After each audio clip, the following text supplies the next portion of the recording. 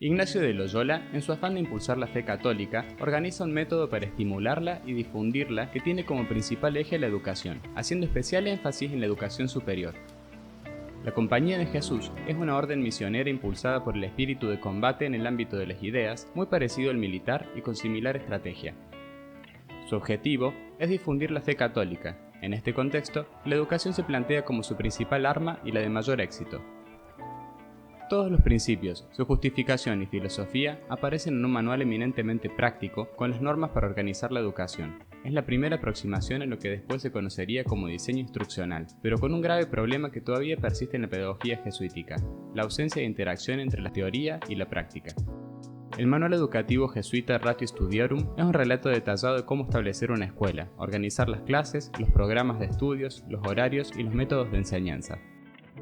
La Compañía de Jesús no había previsto originalmente el funcionamiento de una red de escuelas cuando se fundó, pero pronto se vieron involucrados en la labor educativa. Además, un número creciente de jóvenes entraron en estas escuelas buscando la necesidad de la formación académica que se requiere para el servicio sacerdotal. La compañía comenzó a asumir un papel cada vez mayor en la dirección de su propio programa formativo, lo que llevó a la redacción de un plan estándar para todas las instrucciones educativas jesuitas.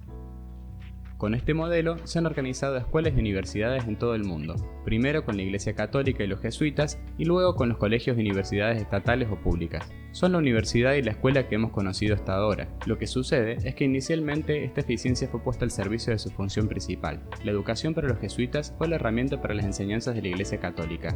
Sin embargo, la principal aportación, desde el punto de vista de la instrucción y por lo que supone un hito, es la filosofía y el método para organizar el plan de estudios.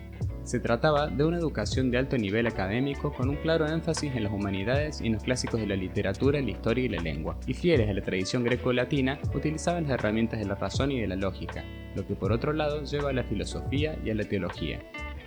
Las reducciones jesuitas fueron poblados de indígenas organizados y administrados por los sacerdotes como parte de su obra civilizadora y evangelizadora. El objetivo principal de las misiones religiosas fue recrear las cualidades de la sociedad cristiana europea. Estas misiones fueron fundadas en toda la América colonial. Actualmente, la Compañía de Jesús sigue activa en todo el mundo y en plena vigencia con cerca de 40.000 activos en la orden y con actividades educativas en 112 países. Comenius fue un teólogo, filósofo y pedagogo, un hombre cosmopolita y universal, convencido del importante papel de la educación en el desarrollo del hombre. Se interesó por la pansofía, la filosofía que a través del conocimiento intenta armonizar el mundo y eliminar las barreras entre la gente. Se le conoce como el padre de la didáctica e inventor del libro de texto. Fue el primero en hablar de la primera escuela o escuela materna. No la consideraba una institución fuera de la familia, pero sí la primera en transmitir una serie de valores al niño. Para él, la educación debía tener como objetivo enseñar todo a todos, porque consideraba que la educabilidad está en nuestra naturaleza. Si el alumno no lograba aprender o era indisciplinado, era por error del maestro. Aportó ideas educativas basándose en 3 métodos: comprender, retener y practicar. Fue el primero que presentó una metodología de la educación basada en la unión de la pedagogía con la didáctica. Con este sistema quería dirigir la progresión moral e intelectual del alumno. La Didáctica Magna es en la literatura pedagógica una de las obras más leídas. Obedece a una especie de biblia o dogma del cual los pedagogos no pueden prescindir, pues gran parte de lo que hoy se conoce y reconoce en términos de valor pedagógico se encuentra influido por esta obra. Diferenció distintas etapas del desarrollo educativo y separó por edades de la educación con el fin de colocar los conocimientos en espiral. Cada aprendizaje debe formar parte de otro o inducirlo. Comenius fue el primero en tener en cuenta el alumnado y sus necesidades. También menciona que cada alumno es diferente y no hay que menospreciar a ninguno. No debe hacerse distinción social o de género, ya que la mujer ha sido creada a la semejanza de Dios y es un ser racional al igual que el hombre. Comenius utiliza el término plan de estudios para establecer el conjunto de temas a trabajar en el sistema escolar. Es importante destacar su Orbis Pictus, obra que muestra un mundo visible en dibujos para el aprendizaje del latín y que fue el primer libro ilustrado para niños. Nadie debe ser excluido de una educación, ya que es la principal fuente de sabiduría del ser humano. A todos hay que tratarlos como se merecen y no menospreciar a otros que les cuesta más trabajo asimilar una cosa. Por eso, también hay que explicar todo de acuerdo a la capacidad de cada persona. Todas las personas deben ser encaminadas a los mismos fines, teniendo en cuenta que cada una es única e irrepetible, con capacidades, limitaciones y virtudes diferentes.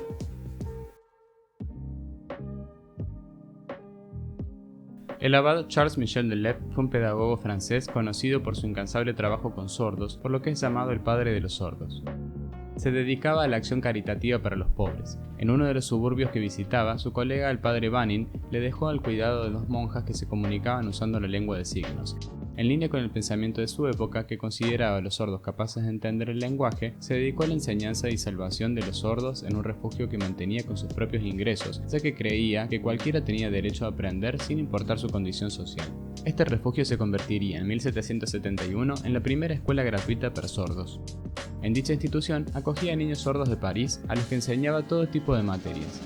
Fue una de las primeras personas en reivindicar que los sordos eran ciudadanos con plenos derechos en la sociedad según la Declaración de los Derechos del Hombre y del Ciudadano en Francia. Durante su estancia en París, el emperador José II conoció a Delep ayudándole al decir misa en su iglesia, y así se fundó una institución para sordos en Viena. Otros maestros enseñados por él fundaron similares instituciones en otras ciudades europeas. En 1791, la Asamblea Nacional lo declaró benefactor de la humanidad, y ese mismo año, Luis XVI decidió comenzar a dar a la institución fondos públicos para su mantenimiento. Permanece abierta con el nombre de Instituto Nacional de Jóvenes Sordos de París. Delep pagó todo con su dinero hasta morir el 23 de diciembre de 1789, rodeado de prestigio y en bancarrota. Kant fue un filósofo prusiano de la Ilustración, el primer y más importante representante del criticismo y precursor del idealismo alemán. Es considerado como uno de los pensadores más influyentes de la Europa moderna y de la filosofía universal. Entre sus escritos más destacados se encuentra la Crítica de la razón pura, calificada generalmente como un punto de inflexión en la historia de la filosofía. En ella se investiga la estructura misma de la razón. Adelantó importantes trabajos en los campos de la filosofía, la ciencia, el derecho, la moral, la religión y la historia, habiendo logrado, inclusive, un compromiso entre el empirismo y el racionalismo, aceptando que si bien todo nuestro conocimiento empieza con la experiencia, no todo procede de ella, dando a entender que la razón juega un papel importante.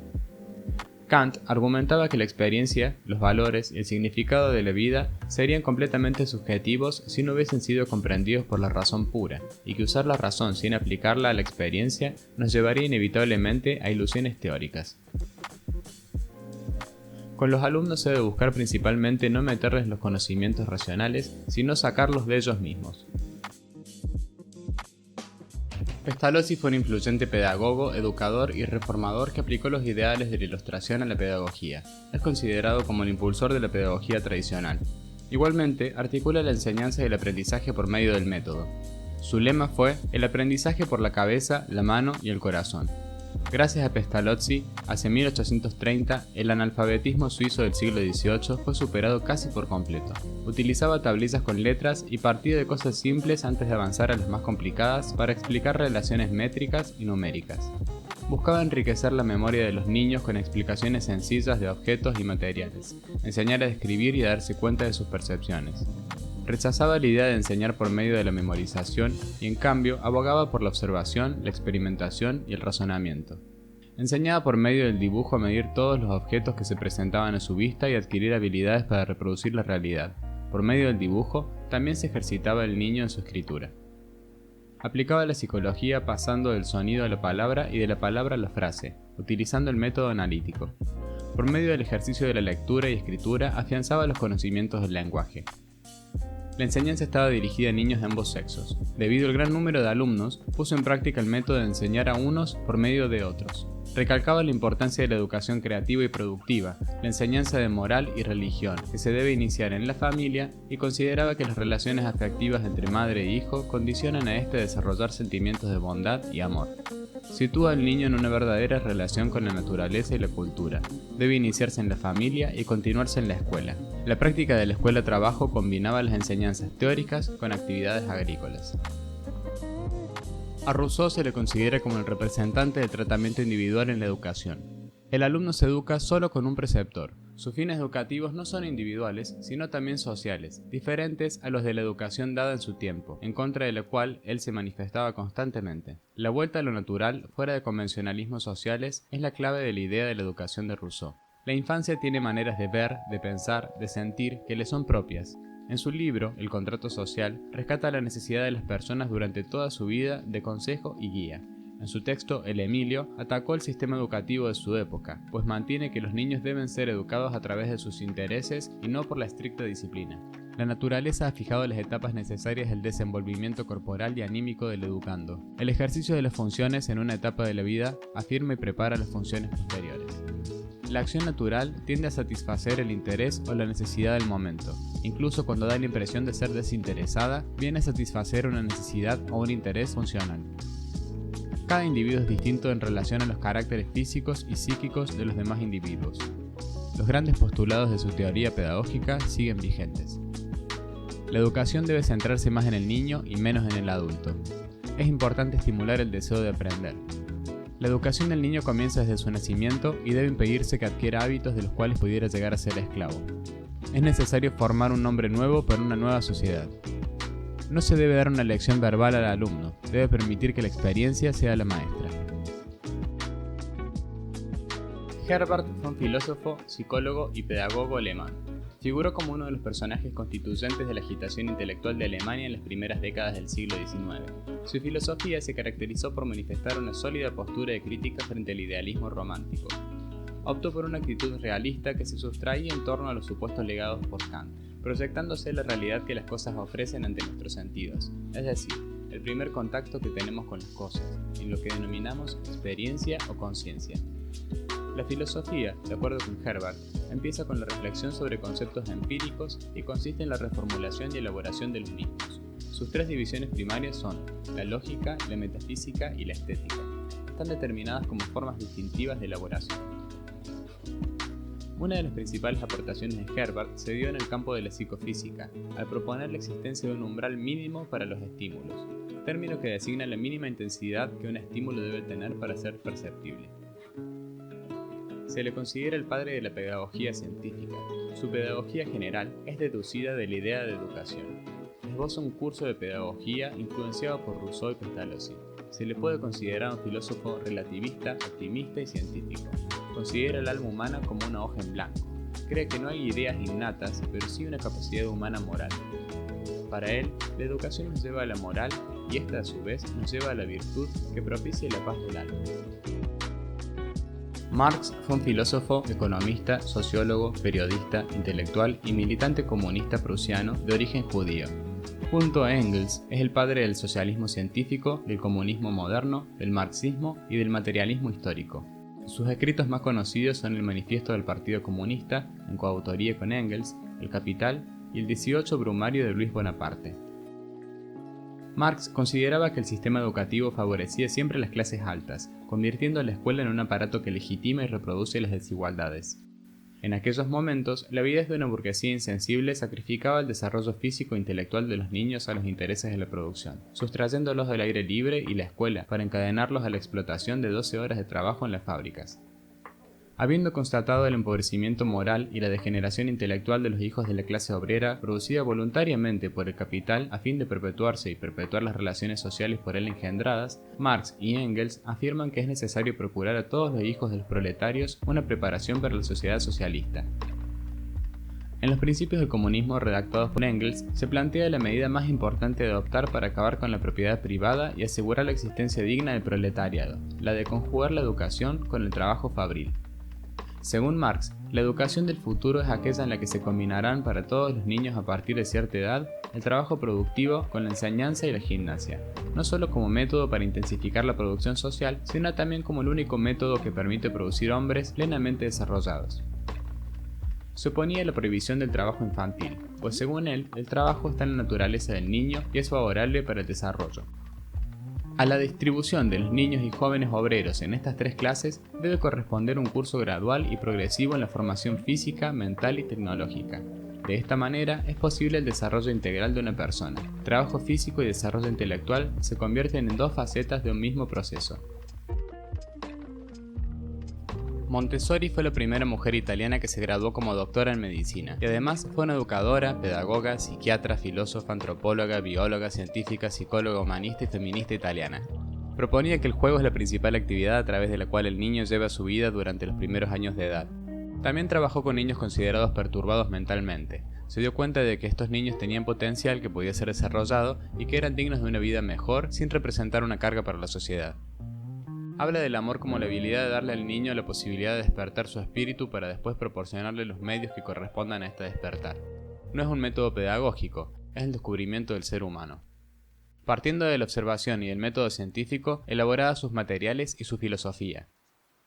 La mente del niño posee una capacidad maravillosa y única, tiene la capacidad de absorber conocimientos. Lo aprenden todo inconscientemente, pasando poco del inconsciente a la conciencia. Se les compara con una esponja, con la diferencia que la esponja tiene una capacidad de absorción limitada, mientras que la mente del niño es infinita. Se refiere a los periodos en los cuales los niños pueden adquirir una habilidad con mucha facilidad. Se trata de sensibilidades que permiten a los niños ponerse en relación con el mundo externo de un modo excepcional. Estos momentos son pasajeros y se limitan a la adquisición de un determinado conocimiento.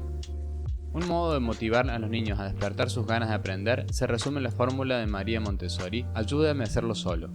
El material se coloca a la altura del niño para que pueda tomarlo y guardarlo él solo. El adulto únicamente interviene cuando el niño le pide ayuda. De este modo, se favorece la autonomía desde los primeros años.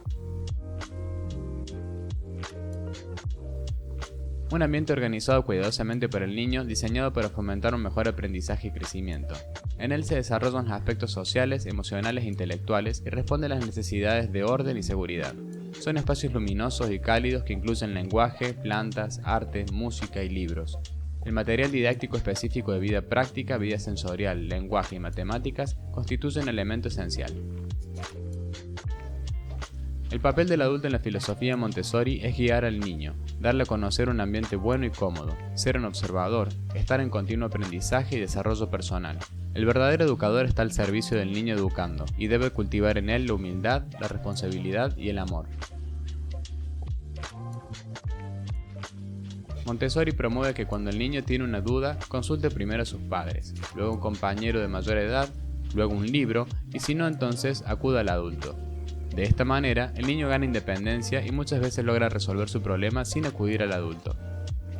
En la actualidad, su legado persiste en sus escritos y sus obras y en la gran cantidad de escuelas y sedes de la AMI, Asociación Montessori Internacional, que tiene sedes en gran cantidad de países alrededor del mundo. Progresista, artífice y fundador de la Escuela de Summerhill, considerado como uno de los centros pioneros de la educación en libertad. Tras innumerables vicisitudes a lo largo de 3/4 de siglo, fue finalmente reconocida por la Ofsted inglesa en 2007 y poco después premiada por las Naciones Unidas. La escuela Summerhill es un internado situado en el sur de Inglaterra en el que conviven chicos y chicas de 5 a 16 años. Neil creía que es más importante el desarrollo adecuado de las emociones que el adelanto intelectual. Lo fundamental es el equilibrio emocional como factor clave para que los niños se hagan personas felices. También se oponía con fuerza a la represión sexual y la imposición de valores puritanos estrictos propios de la educación de la primera mitad del siglo XX. Para él, denostar el sexo y la sexualidad era denostar la vida. El hecho de que los niños dispongan de un amplio margen de autonomía y libertad no implica que en la escuela reine el libertinaje. Respeto y libertad están íntimamente ligados y se aprenden básicamente conviviendo. La convivencia ideal es una horizontalidad en las relaciones entre niños y adultos en la que ninguno posea todos los derechos y anule los del otro. En Summerhill se desarrolla una educación basada en los principios pedagógicos que Neil expuso en sus obras: la felicidad como máxima aspiración de la educación, el amor y el respeto como bases de la convivencia, la importancia de la corporalidad y la sexualidad, la firme convicción en la bondad natural de los seres humanos. La escuela funciona con unas características especiales que la diferencian de las escuelas convencionales. Entre ellas destacan la ausencia de exámenes y calificaciones, la asistencia no obligatoria a las clases, la asamblea como órgano de gestión, la ausencia de reprimendas y sermones, la ausencia de enseñanza religiosa, el trato igualitario entre niños y adultos. Antonio Gramsci fue un filósofo, teórico marxista, político y periodista. Fue uno de los fundadores del Partido Comunista Italiano, encarcelado durante 6 años bajo el régimen fascista de Benito Mussolini. Estudió las políticas de dominación de las sociedades modernas. Acuñó el término hegemonía.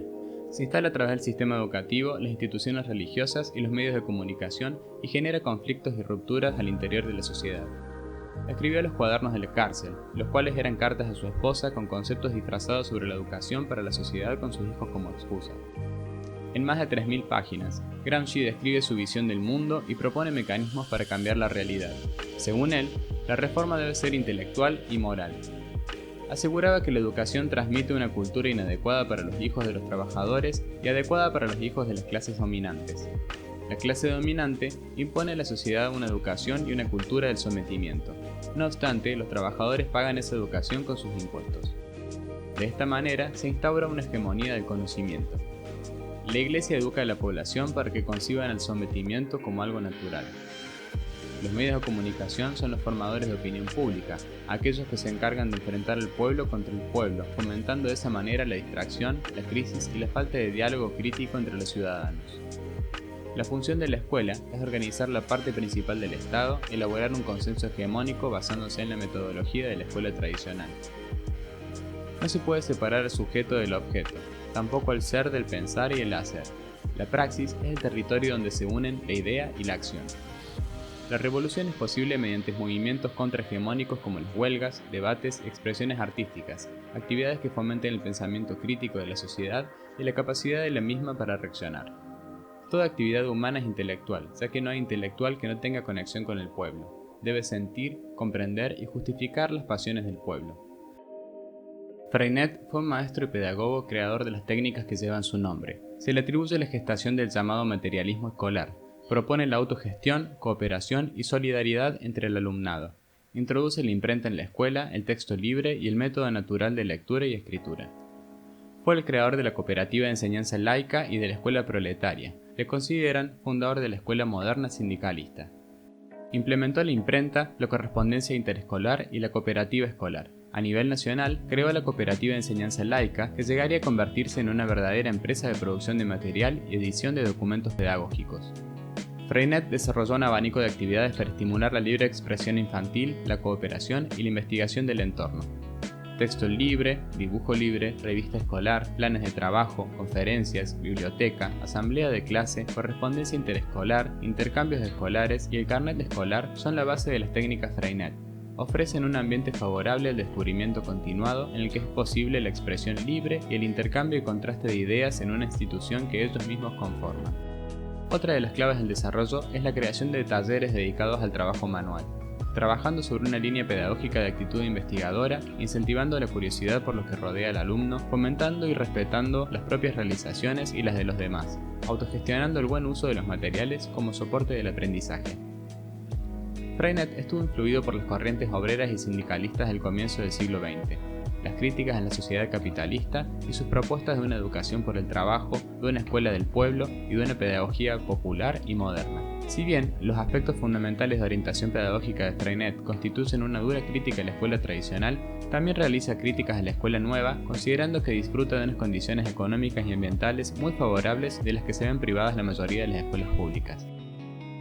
Fue un epistemólogo, psicólogo y biólogo considerado como el padre de la epistemología genética, reconocido por sus aportes al estudio de la infancia y por su teoría constructivista del desarrollo de habilidades y la inteligencia a partir de una propuesta evolutiva de interacción entre genes y ambiente. Piaget afirma que los niños crean de forma activa su propio conocimiento del mundo y atraviesan 4 fases dentro del desarrollo cognitivo. 2 procesos son fundamentales para esta construcción cognitiva del mundo: organización y adaptación. Para dar sentido a nuestro mundo, organizamos nuestras experiencias. Pero no solo organizamos nuestras observaciones y experiencias, sino que también adaptamos nuestro pensamiento para incluir nuevas ideas, porque la formación adicional fomenta la comprensión. Cree que nos adaptamos de 2 maneras, mediante la asimilación y la acomodación. La asimilación se produce cuando los individuos incorporan nueva información a su conocimiento existente, y la acomodación ocurre cuando los individuos ajustan la nueva información. También creía que atravesamos 4 periodos en la comprensión del mundo. Cada una de estas fases está relacionada con la edad y consta de diferentes formas de pensamiento. Piaget propuso que los niños atraviesan por etapas en un orden fijo, las cuales difieren no solo en la cantidad de información adquirida en cada una, sino también en la calidad de los conocimientos y la comprensión. El desarrollo de las etapas lo abordó desde un punto de vista interaccionista, planteando que el movimiento de una etapa a la siguiente ocurre cuando el niño alcanza un nivel apropiado de maduración y está expuesto a tipos de experiencias pertinentes. Olga Cosentini fue una maestra y pedagoga argentina que demostró un gran compromiso social. Dedicó su vida, junto a su hermana Leticia, a transformar la escuela tradicional. La experiencia de las hermanas Cosentini fue llamada Escuela Serena o Escuela Activa. La misma comenzó cuando Olga logró el cargo de directora en la escuela número 69 Dr. Gabriel Carrasco de la ciudad de Rosario, situada en el corazón del barrio Alberdi. Enseñaba con paseos educativos donde se aplicaba de manera práctica matemática y geometría, ciencias naturales y sociales. Basó su experiencia convirtiendo a los niños en protagonistas de su propio aprendizaje en lugar de ser solo destinatarios. Ella afirmaba que no solo es preciso un sentimiento de amor al niño, sino también un detenido estudio biológico y psicológico de su individualidad. Es imprescindible fomentar la autodisciplina, el contacto con la naturaleza y la satisfacción de aprender. Posicionó la educación como un hecho social que debe tener lugar en el entramado vivencial de las personas. Eran frecuentes los recorridos por el pueblo, las entrevistas con los personajes más característicos del lugar, la participación comunitaria. Rechazó toda forma de discriminación, fomentó la igualdad en la consideración a niños de las más diversas procedencias y a los colegas, ratificaba la aceptación de la pluralidad social, económica y política como base de la República. Esta experiencia estaba ligada al arte en general. Los cuadernos de cada niño eran completamente personalizados. Se fomentaba el uso de la acuarela para buscar la forma desde la mancha y de esa manera darle rienda suelta a la creatividad de cada uno.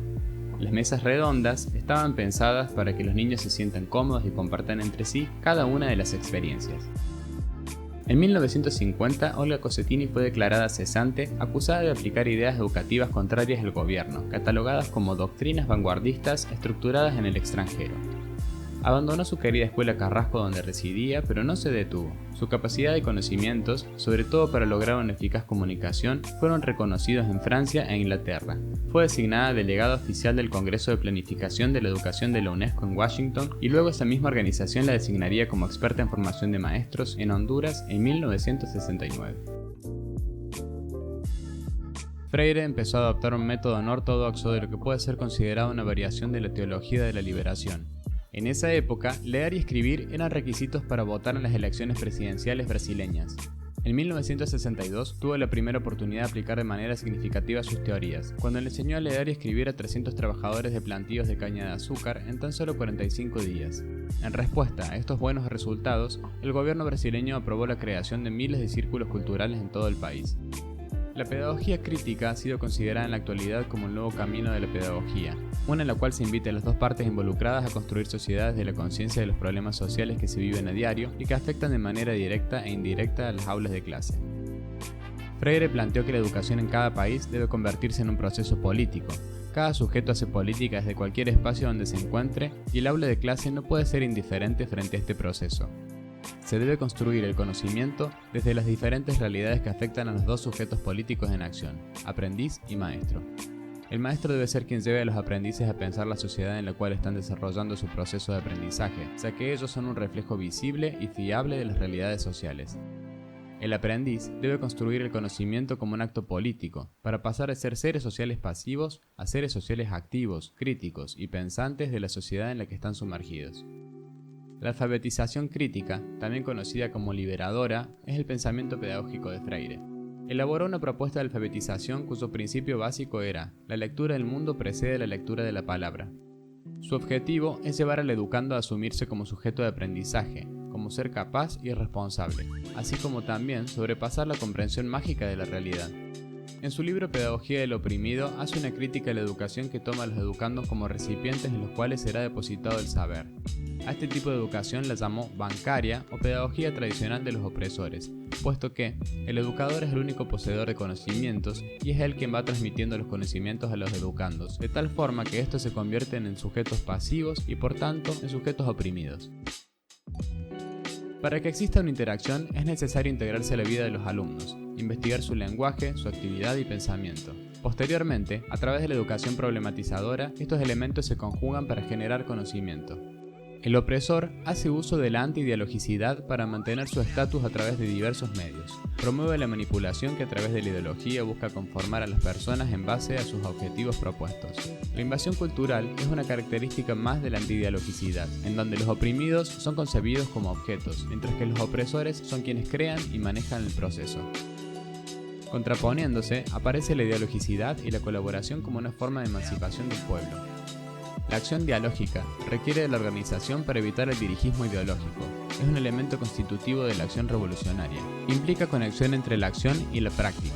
Para que esta acción se realice, debe estar presente la disciplina, orden, objetivos precisos, tareas que cumplir y cuentas que rendir ante sus semejantes. De ninguna manera se trata de una actividad anárquica, sino en despertar para liberarse de la opresión en que se encuentran. Iván Illich fue un pensador austríaco polifacético y polémico clasificado como anarquista, autor de una serie de críticas a las instituciones clave del progreso en la cultura moderna. Criticó la educación escolar, la medicina profesional y el consumo voraz de energía necesaria para el desarrollo económico. Asegura que antes de 1958 jamás había dudado del valor de hacer obligatoria para todos la educación. Sin embargo, fue en ese mismo año cuando al conocer a Everett Reimer y tras una serie de debates en que se percataron que para la mayoría de los seres humanos el derecho a aprender se ve restringido por la obligación de asistir a la escuela. Criticaban a la sociedad de consumo que, según afirmaban, se basaba en un proceso sin fin de consumo ilimitado en el cual las necesidades básicas son planificadas, industrializadas y burocratizadas, generando una nueva clase de pobres y una nueva definición de pobreza. Aseguraban que la escuela tiene un efecto antieducacional, ya que el programa escolar, la religión y la educación de consumo son creadores y perpetuadores del mito social. La sociedad desescolarizada es una crítica a la educación tal y como se la lleva a cabo en economías modernas, pues considera que la educación tal y como se vive en ellas se reduce al consumo, forzando a los aprendices a cursar un currículo obligatorio. De igual manera, afirma que el sistema escolar vive en la ilusión de que la mayoría de lo que se aprende es resultado de la enseñanza. Sin embargo, sostiene que en su mayoría los aprendizajes se obtienen de manera casual y principalmente fuera de la escuela. Incluso pone como ejemplo el aprendizaje de las lenguas. La educación universal por medio de la escolarización no es factible. No sería más factible si se la intentara mediante instituciones alternativas construidas según el estilo de las escuelas actuales. La búsqueda debe apuntar hacia tramas educacionales que aumenten la oportunidad para que cada cual transforme cada momento de su vida en un momento de aprendizaje, de compartir, de interesarse. Solamente cuando el hombre recobre el sentido de responsabilidad hacia lo que aprende o enseña, puede romper el encanto y superar la alienación que separa el aprendizaje de la vida. Bourdieu investigó sobre las problemáticas de la educación y de la cultura, analizando la forma en que la institución educativa cumple su función ideológica y legitimadora de la reproducción de las desigualdades, transformando las diferencias y aptitudes sociales de los individuos.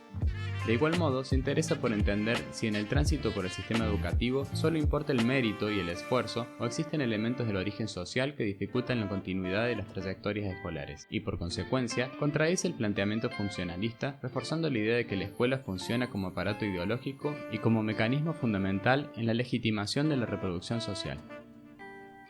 El papel del sistema educativo es fundamental, ya que reproduce la estructura, produciendo las desigualdades debido a los efectos de la distinta distribución del capital cultural y su relación con el éxito escolar dentro del sistema educativo. Esta teoría sobre la reproducción comprende una compleja amalgama de concepciones y aproximaciones que se asocian con la crítica a la supuesta igualdad de oportunidades del sistema educativo. El mismo logra su efectividad en la medida en que está dirigido a individuos expuestos a la cultura por su educación familiar. Juega el papel de certificador de conocimientos, que fundamenta a la vez los procesos de diferenciación social con base al mérito escolar. La escuela reproduce la ideología dominante, sus formas de conocimiento y la distribución de la capacitación necesaria para reproducir la división social del trabajo. Funciona como una agencia de la reproducción social y como un mecanismo de imposición cultural, o propiamente dicho, de violencia simbólica de la cultura de las clases dominantes sobre los demás. La desigualdad educativa depende de las diferentes normas que cada sociedad establece, los niveles deseables en términos de justicia distributiva y a la manera formal y legal en cuanto a las posibilidades y oportunidades educativas se refiere.